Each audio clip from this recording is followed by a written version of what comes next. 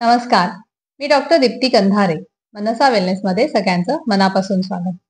बऱ्याच जणांना हातापायांना मुंग्या येणे ही समस्या असते. काही जणांना मानेला आणि खांद्याला मुंग्या येतात. सकाळी उठलं की विशेषतः ही समस्या जास्ती जाणवते. तर यामागे कारणं काय काय आहेत हे आपण आज बघणार आहोत. याशिवाय आयुर्वेदाचा दृष्टिकोन काय आहे आणि त्या दृष्टीने उपाय काय काय करता येतील हे पण आज आपण बघणार आहोत. त्यामुळे व्हिडिओ शेवटपर्यंत नक्की बघा. मुंग्या येणे किंवा टिंगलिंग सेन्सेशन असं ज्याला आपण म्हणतो, तर यामागे मुख्यतः दोन कारणं दिसून येतात, म्हणजे दोन प्रकार. पहिली गोष्ट म्हणजे एखाद्या भागाचा रक्तपुरवठा जर कमी झाला, म्हणजे एखाद्या भागाला रक्तपुरवठा करणारी नस जर दाबली गेली, तर त्यामुळे पण त्या भागाला मुंग्या येतात. आणि दुसरी महत्वाची गोष्ट म्हणजे जर डेफिशियन्सी असेल, म्हणजे डेफिशियन्सीमध्ये सुद्धा व्हिटॅमिन B12 ची डेफिशियन्सी आणि मॅग्नेशियम, तर ह्या दोन डेफिशियन्सीजमुळे मुंग्या येणे ही समस्या येते. बरं, आता आपण असं बघूया की ही नर्व किंवा नस कधी दाबली जाते. तर तुम्ही एकाच पोझिशनमध्ये खूप वेळ दीर्घकाळापर्यंत बसून असाल आणि ते पण पोश्चर बरोबर नसेल, कसंही वेडं-वाकडं बसलेले असाल, तर एखादी विशिष्ट नस दाबली जाते. किंवा जर झोपेत सुद्धा एकाच अंगावर, एका कुशीवर खूप वेळ झोपलेले असाल आणि हात किंवा पायाचं एकाच भागावर प्रेशर आलं, तर ती नस दाबली जाते आणि मुंग्या येणे ही समस्या येते. अजून काही तात्पुरती आणि स्पेसिफिक अशी काही कारणे आहेत, ती पण आपण बघूयात. म्हणजे जर तुम्ही थंड हवेमध्ये गेलात, जास्ती वारा लागला आणि विशेषतः वयस्कर लोकांमध्ये आणि काही स्वेटर नसेल, कव्हर केलेलं नसेल, तर घरी आल्यावर तुम्हाला जाणवू शकतं की टिंगलिंग सेन्सेशन होतंय. हे एक कारण झालं.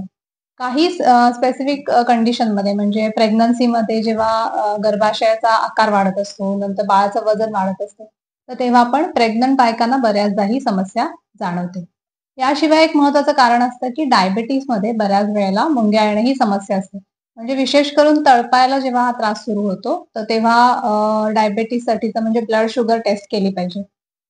मुंग्या येणे या समस्येबरोबरच जर बाकी लक्षणं असतील म्हणजे भूक जास्ती वाढली आहे, नंतर तहान वाढली आहे, फ्रिक्वेंटली युरिनला होते, तर तुम्ही नक्की ब्लड टेस्ट आणि युरिन टेस्ट केली पाहिजे. तर ही काही स्पेसिफिक कारणं झाली. आता आपण बघूयात आयुर्वेदाचा याबाबतीत काय दृष्टिकोन आहे. आयुर्वेदानुसार हे लक्षण वातदोष वाढल्यामुळे दिसून येतं. म्हणजे वाताचा प्रकोप झाला आणि विशेष करून वाताचा जर शीत गुणाने म्हणजे थंड गुणाने प्रकोप झाला, तर हे लक्षण दिसून येतं. म्हणजे जसं मी म्हणलं तसं तुम्ही थंड हवेमध्ये गेलात किंवा थंड गोष्ट जर जास्ती खाण्यात आली किंवा गार पाण्यात काम केलं, तर अशा वेगवेगळ्या कारणांनी जेव्हा वातदोष वाढतो, तेव्हा हे लक्षण दिसून येतं. त्यामुळे याच्यावर उपाय करताना याच्या विरुद्ध गुणाचा आपण उपयोग करून घ्यायचा, म्हणजे उष्ण गुणाचा. तर अर्थातच तुम्ही जेव्हा शेकता म्हणजे जर हातापायाला मुंग्या येतात, तर तुम्ही शेकलत की बरं वाटतं. याशिवाय तिथलं ब्लड सर्क्युलेशन चांगलं व्हायला पाहिजे, यासाठी मसाज ही गोष्ट उपयोगाला येते. त्यामुळे कोमट तेलाचा हलक्या हाताने मसाज हा उपयोग येतो. मसाज करताना पण विशेषतः एक लक्षात ठेवायचं म्हणजे तो हृदयाच्या दिशेने करायचा, म्हणजे ब्लड सर्क्युलेशन तिकडे वाढवायचं. तर कसंही तुम्ही वेडं-वाकडं हात फिरवले किंवा कसंही घासलं, तर त्याला मसाज म्हणत नाहीत आणि त्याने त्याचा फायदाही होत नाही.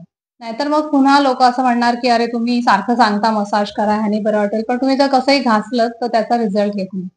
तर तेल गरम करायचं आणि हृदयाच्या दिशेने म्हणजे जर तुम्ही पायाला मसाज करणार असाल, तर तळपायापासून सुरू करून वर असा मसाज करायचा आणि हाताला करणार असाल, तर बोटांपासून सुरू करून असं खांद्यापर्यंत.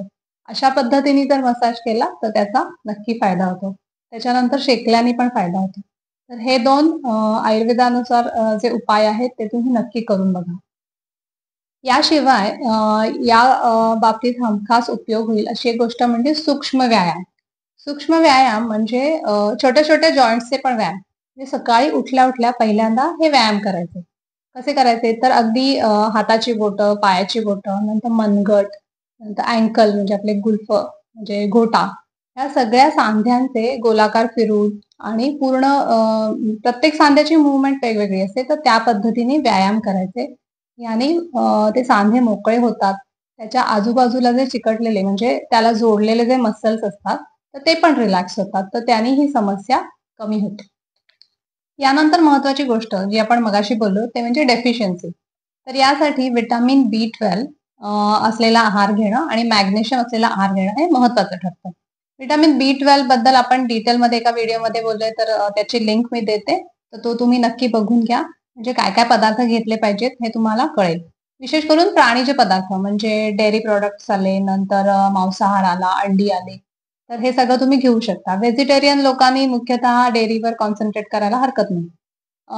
मॅग्नेशियम कशामधून मिळतं? तर मॅग्नेशियमसाठी केळी आहेत, नंतर पालक किंवा अशा हिरव्या पालेभाज्या आहेत. नंतर सगळ्या प्रकारचे नट्स म्हणजे बदाम, काजू, अक्रोड तर जे तुम्हाला शक्य आहे, अशा पद्धतीचे नट्स हे तुम्ही घेऊ शकता. प्रेग्नंट बायकांना जेव्हा ही समस्या जाणवते, तर तेव्हा त्यांनी काय-काय केलं पाहिजे? तर वॉकिंग हे त्यांच्यासाठी बेस्ट आहे. याशिवाय काही स्ट्रेचेस किंवा काही योगासनं ही डॉक्टरांकडून शिकून घेतली पाहिजेत. कारण प्रेग्नन्सीमध्ये काही ठराविक प्रकारचे व्यायाम चालतात. तर ते कोणत्या प्रकारचे व्यायाम असावेत हे शिकून घ्या आणि ते रेग्युलरली करा.